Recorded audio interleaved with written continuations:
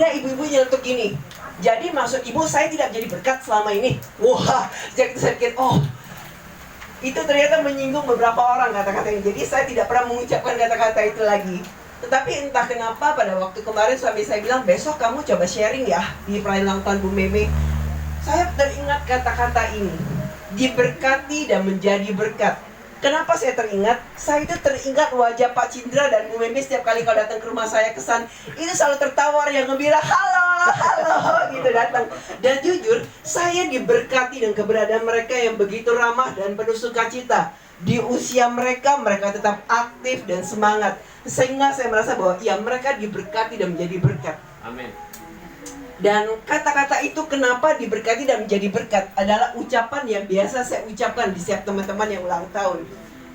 Dulu, papa saya itu selalu bilang gini, Lia, kamu itu pinter, papa sekolah yang tinggi-tinggi, biar kamu tuh bisa tolong keluarga papa dan mama. Terus saya pikir, capek bener hidup ini.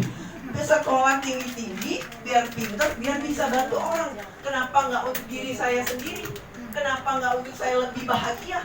Kenapa nggak untuk saya lebih, biar bisa punya rumah lebih mewah, biar saya makin diberkati dan sebagainya? Kenapa untuk orang lain? Tetapi ketika saya sudah mengenal Tuhan Yesus secara pribadi, ada ayat dengan saya gini, 1 Timotius 5 ayat 8. Tetapi jika ada seorang yang tidak memeliharakan sanak saudaranya, apalagi seisi rumahnya, orang itu murtad dan lebih buruk dari orang yang tidak beriman. Itu adalah firman Tuhan. Ketika kita diberkati, Tuhan tuh kita mau menjadi saluran berkat bagi keluarga kita sendiri. Bukan cuma untuk keluarga kita, tetapi untuk orang-orang di sekitar kita. Itu yang Tuhan mau dalam hidupnya kita. Karena itu dulu saya selalu mengucapkan kata itu, ya diberkati dan menjadi berkat. Dan hari ini saya mau sharing bukan cuma untuk teman-teman, tapi untuk mengingatkan diri saya sendiri. Ayo, ketika sudah diberkati, ayo bisa menjadi berkat bagi banyak orang.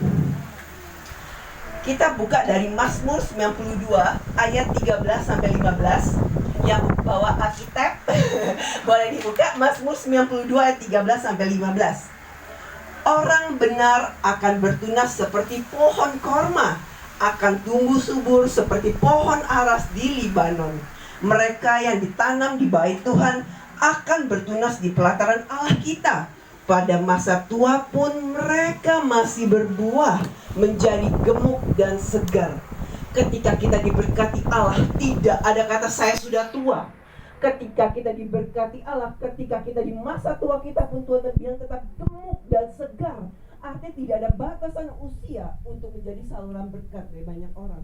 Usia dia bilang, oh Bu Meme udah 62 tahun, tinggal berapa lama lagi udah nikmati hidup sendiri. No, Tuhan bilang tetap menjadi saluran berkat bagi banyak orang. Amin. Nah, hari ini saya mau memberikan ilustrasi bagaimana menjadi berkat. Menjadi berkat itu seperti keran. Jadi kalau keran, kalau kita buka, keluar air nggak? Keluar. Kenapa dia bisa keluar air? Karena ada saluran yang menyambungkan dia dengan sumber air. Begitu juga yang Tuhan mau kita tuh menjadi keran bagi dunia ini. Karena sumber kita tuh jelas. Sumber kita tuh Allah yang penuh dengan segala-galanya, penuh dengan hikmat, penuh dengan kasih, penuh dengan kemurahan hati, penuh dengan maaf, penuh dengan pengampunan. Tuhan mau kita menjadi saluran berkat yang sama. Sumber yang sama yang kita dapat ini harusnya kita menyalurkan juga sama.